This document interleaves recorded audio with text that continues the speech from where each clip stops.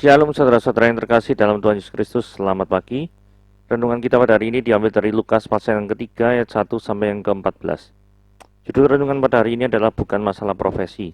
Seorang pemuda bersikeras menolak bekerja di bidang sekuler dan menginginkan pekerjaan di bidang rohani. Hal itu sebenarnya bukan masalah, yang jadi masalah adalah alasan mengapa dia memilih bidang pekerjaan tersebut. Bidang pekerjaan sekuler sekarang ini di mana-mana terdapat praktek suap, korupsi, dan manipulasi.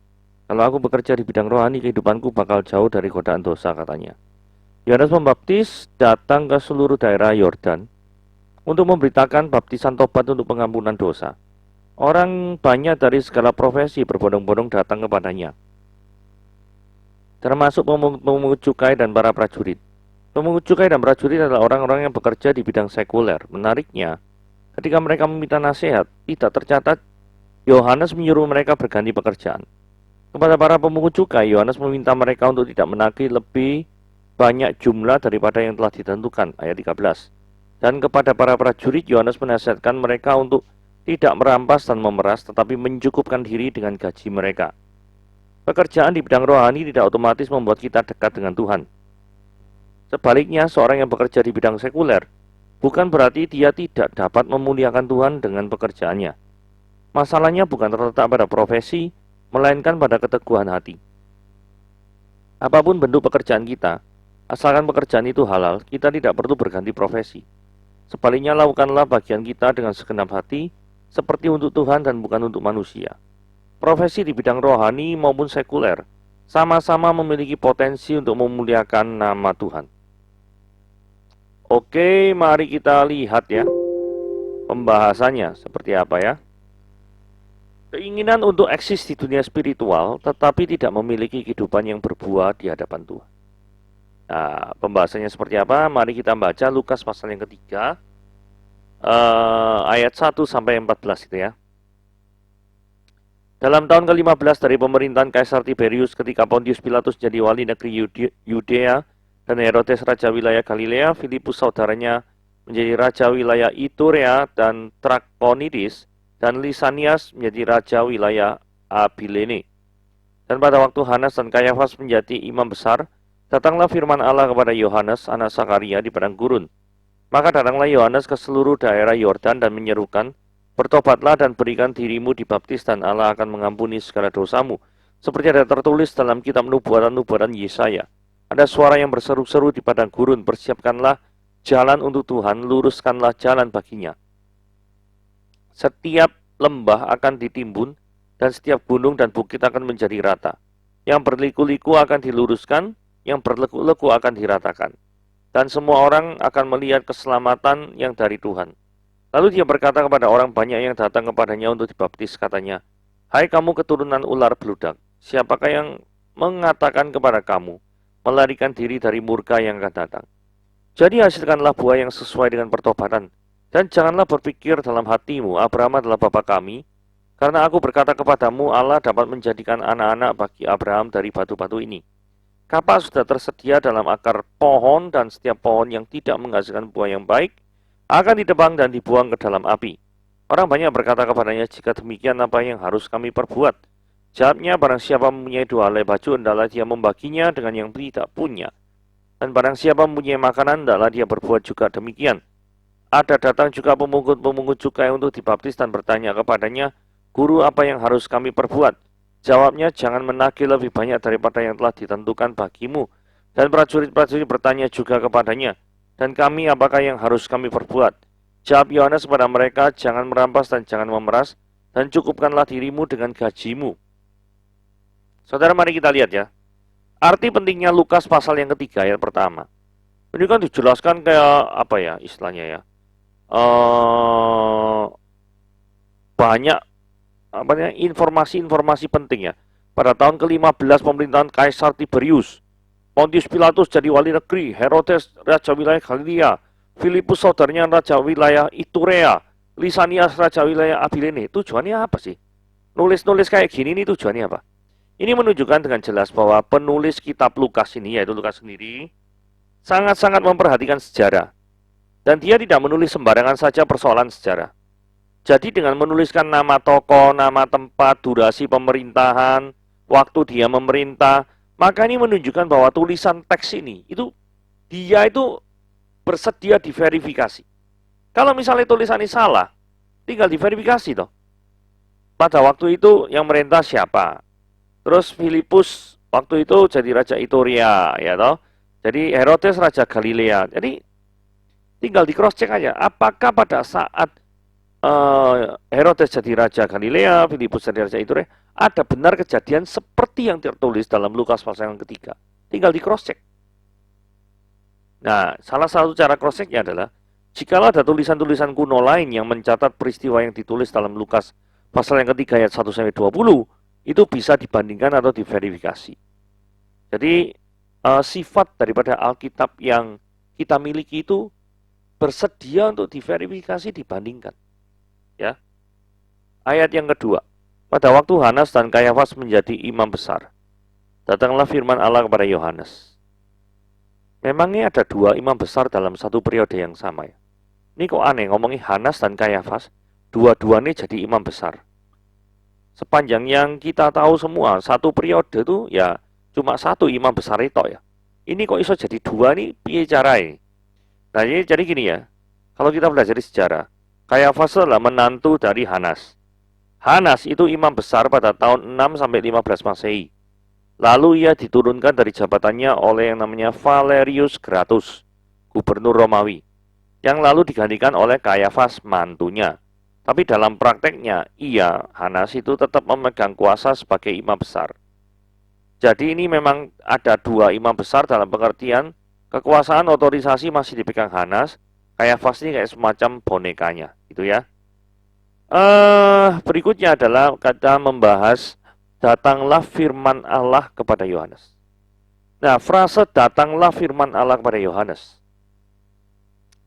itu bisa berarti adalah panggilan pelayanan. Bisa datang kepada saudara melalui khotbah, melalui saat teduh, melalui apapun pada saat Anda berdoa.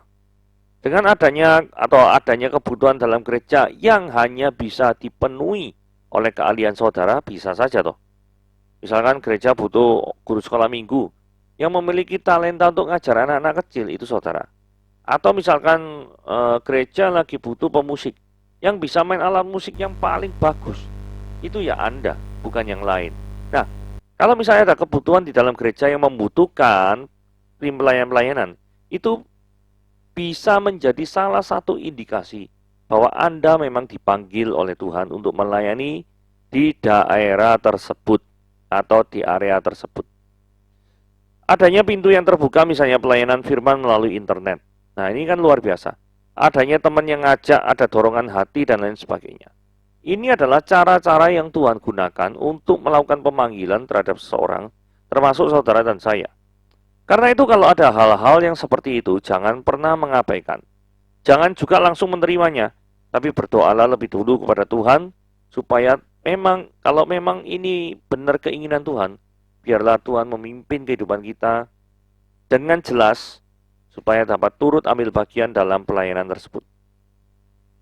Ayat yang ketiga, suatu perubahan pikiran, maka datanglah Yohanes ke seluruh daerah Yordan dan menyerukan, bertobatlah, dalam bahasa Yunani namanya metanoia, atau dalam arti kata dasarnya adalah change of mind.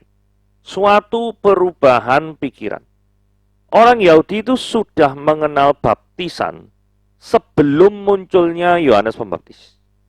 Tetapi mereka itu melakukan pembaptisan hanya terhadap orang non-Yahudi yang diyahudikan. Tapi sekarang Yohanes Pembaptis melakukan hal itu terhadap orang Yahudi karena Yohanes menyerukan pertobatan tidak hanya kepada orang non-Yahudi, tetapi juga kepada orang Yahudi. Berikutnya, nubuat yang digenapi dalam diri Yohanes. Saudara, kalau kita baca ayat 4 dan 5 ya. Ini kan seperti ada yang tertulis dalam kitab nubuatan-nubuatan Yesaya. Memangnya Yesaya nulis daripada ada suara yang berseru-seru di padang gurun? Yes. Kalau kita baca dalam Yesaya 40 ayat 36. Ini persis sekali ya. Saudara baca ayat Yesaya 40 ayat 3 ya. Ada suara yang berseru-seru, persiapkanlah di padang gurun jalan untuk Tuhan. Luruskanlah di padang belantara jalan raya bagi Allah kita. Ayat 4, Yang kita sekarang baca nih ya, Lukas pasal yang ketiga yang 4 ini. Seperti ada tertulis dalam kitab nubuatan-nubuatan Yesaya, ada suara berseru-seru di padang gurun, persis ya. Persiapkan jalan untuk Tuhan. Persiapkanlah jalan untuk Tuhan. Ya, persiapkanlah di padang gurun jalan untuk Tuhan. Luruskanlah jalan baginya. Luruskanlah di padang belantara jalan raya bagi Allah kita. Sama. Terus kemudian ayat 5. Setiap lembah akan ditimbun, setiap gunung dan bukit akan menjadi rata. Intinya lembah itu kan ada turunan, gunung ada naikan. Semuanya itu intinya akan dibuat lurus, dibuat rata.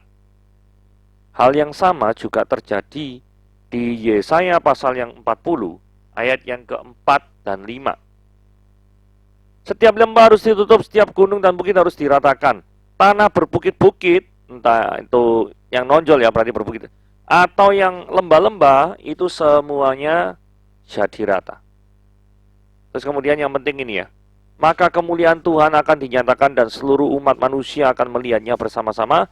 Sungguh Yahweh sendirilah telah mengatakannya. Jadi seperti itu. Apa yang dilakukan oleh Yohanes itu menggenapi nubuatan daripada Yesaya yang ditulis 700 tahun sebelum Yohanes itu lahir. Kalau misalkan bukan Tuhan yang menjaga firman-Nya, tidak mungkin kehadiran daripada Yohanes itu menjadi penggenapan nubuat daripada apa yang ditulis oleh Yesaya di pasal yang ke-40 ayat 3 sampai yang ke-5. Pertanyaannya gini, mengapa Yesus marah terhadap orang yang mau dibaptis? Karena itu juga ngomong gini ya, lalu dia berkata pada orang banyak yang datang kepadanya untuk dibaptis, hai kamu keturunan ular beludak, loh kok ngamuk-ngamuk iki piye karepe? Nah ayat 7 ya diucapkan oleh Yohanes karena dia tahu ada banyak orang yang tidak sungguh-sungguh, dalam arti mereka mau dibaptis, tapi hatinya tidak sungguh-sungguh mau bertobat. Nah ini yang saya namakan mencari status dalam dunia spiritual, tetapi hatinya tidak mau bertobat dengan sungguh-sungguh. Ayat 7 ini dan juga berkata, dia berkata kepada orang banyak. Ya, lalu ia berkata kepada orang banyak. Ini golongan pertama ya, kepada orang banyak. Matius 3 ayat 7, ayat paralelnya menunjukkan bahwa teguran ini ditujukan untuk orang Farisi dan Saduki. Maksudnya Lukas 3 ayat 7, ini kan paralel dengan Matius 3 ayat 7. Kalau Lukas 3 ayat 7 ngomong berkata pada orang banyak. Kalau Matius 3 ayat 7 ngomongnya ditujukan hanya untuk orang Farisi dan Saduki. Nah, John Calvin itu mengharmoniskan dan berkata gini ya. He addressed directly the Pharisees and Sadducees and at the same time addressed through them a warning to all. Dia menunjukkan langsung kepada orang Farisi dan Saduki. Dan pada saat yang sama, dia juga menunjukkan teguran-teguran itu melalui mereka kepada orang semua yang hadir di sana. Jadi memang istilahnya firman Tuhannya itu memang berpedang dua, bisa untuk menegur daripada orang Farisi dan Saduki, bisa juga menegur untuk orang secara kebanyakan gitu ya.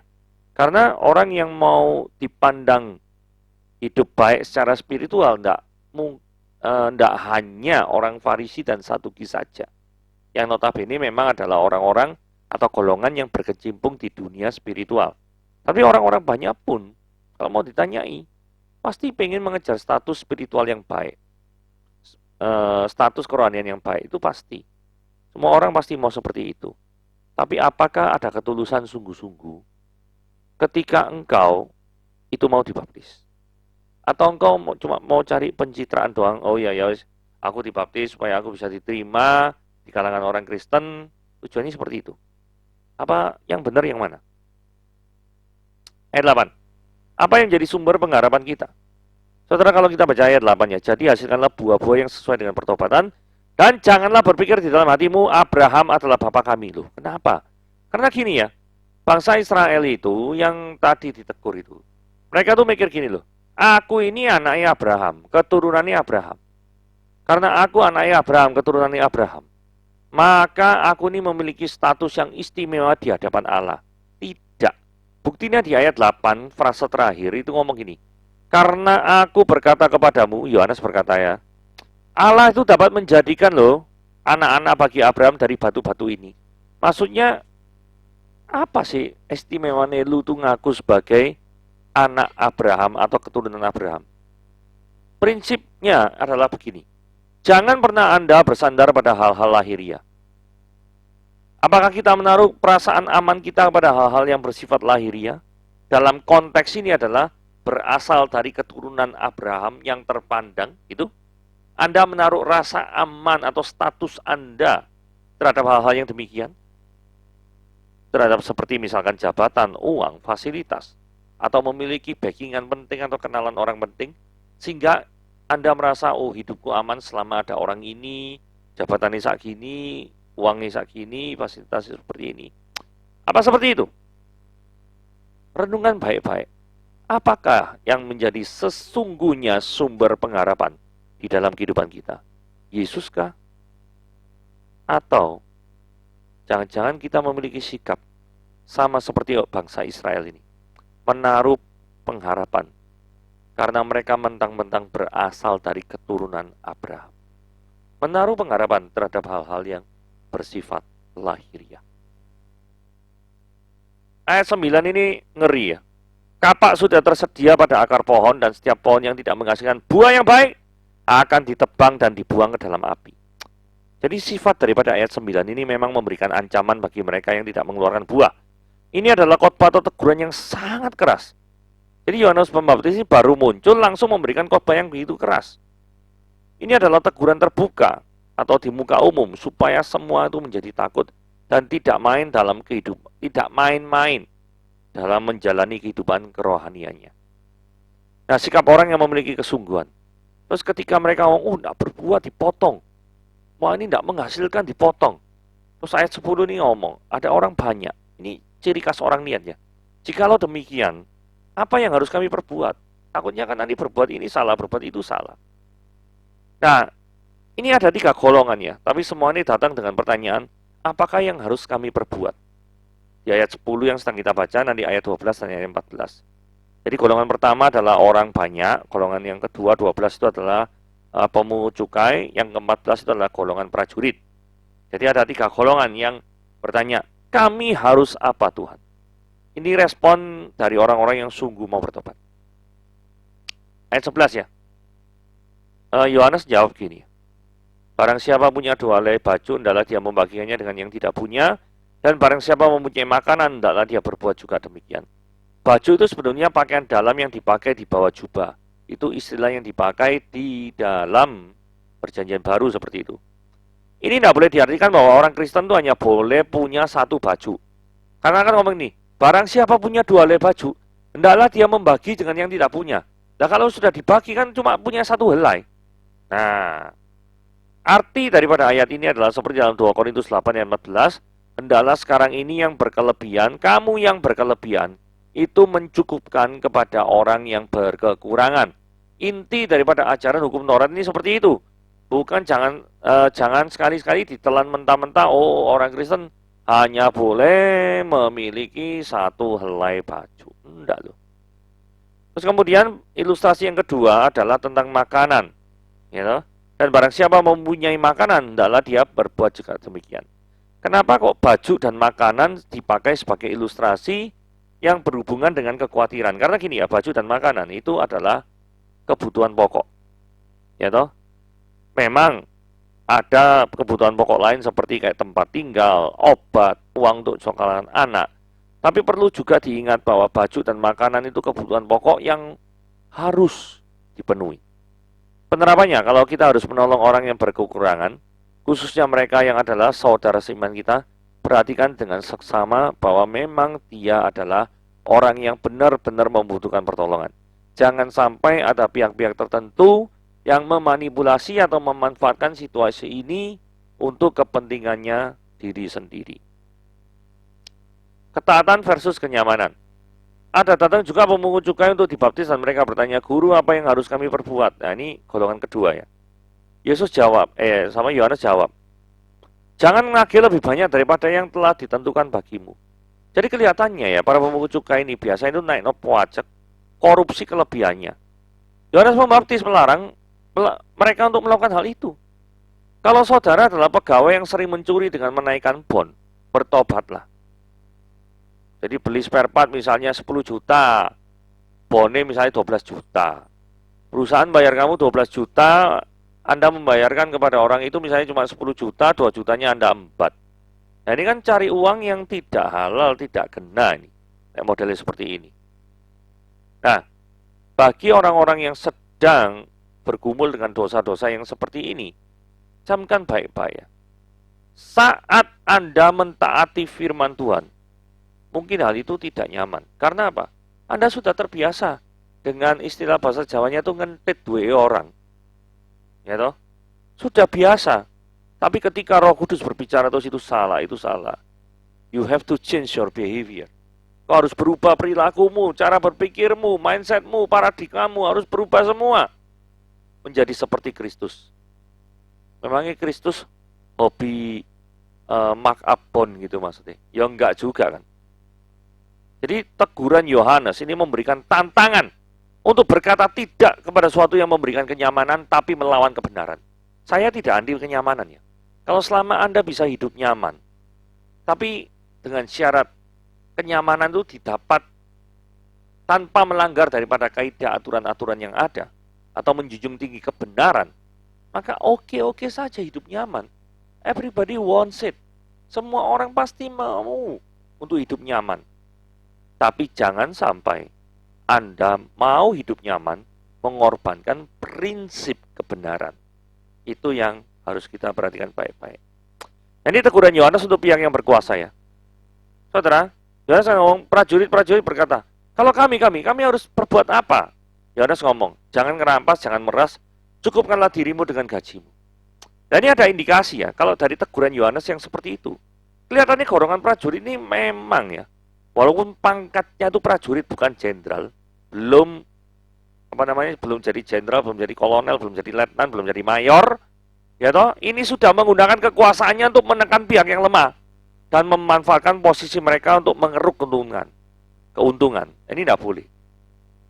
Tidak perlu orang itu sampai dalam posisi jenderal baru bisa memanfaatkan kekuasaannya. Itu pelajaran penting itu. Ini level prajurit aja sudah kebiasaan memeras dan merampas milik orang lain. Ini bahaya ya. Jikalau ada praktek-praktek yang seperti itu dalam perusahaan Anda, cepatlah untuk bertobat. Hal ini tentu ada pemicunya ya. Pemicunya kenapa sih ya? Kenapa? Kok tiba-tiba ngerampas, meres? Ya, itu kenapa? Karena menurut saya ada gaya hidup yang cenderung tidak puas dengan apa yang didapat sekarang. Itulah sebabnya Yohanes menegur dengan mengucapkan, cukupkanlah dirimu dengan gajimu. Karena mereka merasa tidak puas. Orang yang tidak puas terus. Orang dunia ngomong, oh nggak apa-apa, baik, tidak puas, pengen berbuat lebih tinggi lagi. Untuk pencapaian yang lebih tinggi lagi. Satu sisi memang benar. Tetapi pernahkah Anda berpuas diri dalam pengertian mensyukuri berkat Tuhan? Saudara, kalau dipikir baik-baik ya, apakah memang benar sih? Kalau orang itu berhenti sejenak, merenung, dan bersyukur atas segala yang Tuhan kerjakan dalam hidupnya, itu tidak membuat dia itu mau mencari suatu hal yang baru. Karena orang dunia itu bersembunyi ini. Kalau misalkan kita itu ngomong cukupkanlah dirimu cukupkanlah dirimu dengan gajimu, maka itu akan membuat orang itu stagnan, tidak mau maju. Tapi kalau misalkan kita itu memiliki mimpi-mimpi yang besar, kita bisa mewujudkannya itu pasti luar biasa. Ya, Anda bermimpi besar boleh-boleh saja. Tetapi apakah kebesaran mimpi saudara itu memang Tuhan suruh Anda melakukan apa yang saudara mimpikan? Atau jangan-jangan itu adalah dari keinginan hawa nafsumu yang terdalam. Pengen jadi orang yang berkuasa. Bisa juga atau seperti itu. Oke, firman Tuhan sampai di sini. Tuhan Yesus memberkati.